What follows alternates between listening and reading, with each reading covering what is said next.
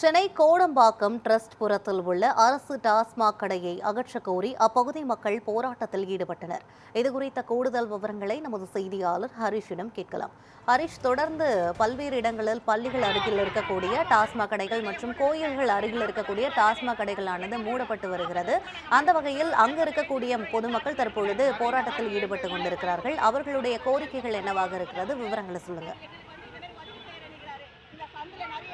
நிச்சயமாக யுவராணி, தமிழ்நாடு முழுவதும் வழிபாட்டு தலங்கள், கல்வி நிலையங்கள் மற்றும் பேருந்து நிலையங்கள் அருகில் இருக்கக்கூடிய அந்த விதிமுறைகள் மீறி செயல்பட்டு வந்த 717 டாஸ்மாக் கடைகள் மூடப்பட்டுள்ளது. இந்த நடவடிக்கை முதலமைச்சர் சி ஜோசப் விஜய் அறிவுறுத்தலுக்கு பின்பு நடைபெற்றிருக்கிறது.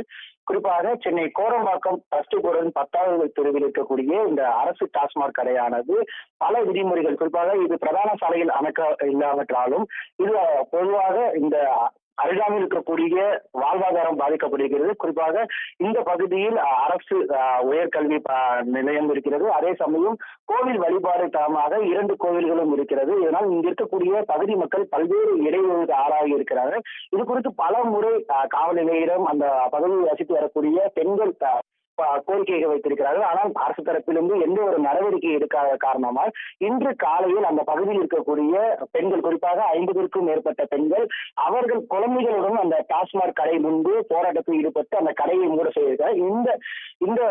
இந்த விவகாரம் அறிந்து அந்த பகுதியில் இருக்கக்கூடிய அருகாமையில் இருக்கக்கூடிய காவல் நிலையத்திலிருந்து காவல்துறை அந்த பகுதிக்கு விருந்து வந்திருக்காங்க. குறிப்பாக இந்த போராட்டமானது காலை முதல் தொடங்கப்பட்டு நீண்ட நேரமாக நடைபெற்று வருகிறது.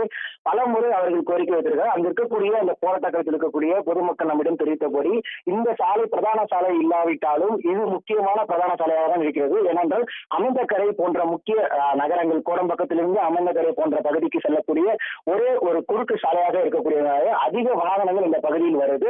அப்படி வரும்போது இங்க இருக்கக்கூடிய அந்த மது பிரியர்கள் மதுவை அறிந்துவிட்டு சாலை நடுசாலையில் அவர்கள் உறங்குவதும் அதனால் வாகன ஓட்டிகளுக்கு ஒரு இடையூறாக இருக்கிறது. அதே சமயம் இரவு நேரங்களிலும் பெண்கள் இந்த வழியாக நடந்து செல்லும் பொழுது அவர்களுக்கும் ஒரு முகம் சுளிக்கும் காரியங்கள் இந்த மதுப்பிரியர்கள் இந்த பகுதியில் நீண்ட நாளாக செய்து வருகிறது. நாங்களும் பல முறை இந்த பகுதியில் இருக்கக்கூடிய காவல்துறையிடம் புகார் அளித்திருந்தோம். ஆனாலும் அவர்கள் எந்த ஒரு நடவடிக்கை எடுக்காத காரணத்தால் இன்று நாங்கள் இந்த அரசு மதுபான கடையை முற்றுகையிட்டு மூடக்கோரி போராட்டத்தில் ஈடுபட்டு வருகிறோம். அந்த பகுதியில் இருக்கக்கூடிய மக்கள் நம்மிடம் தெரிவித்திருக்கிறார்கள். யுவராணி,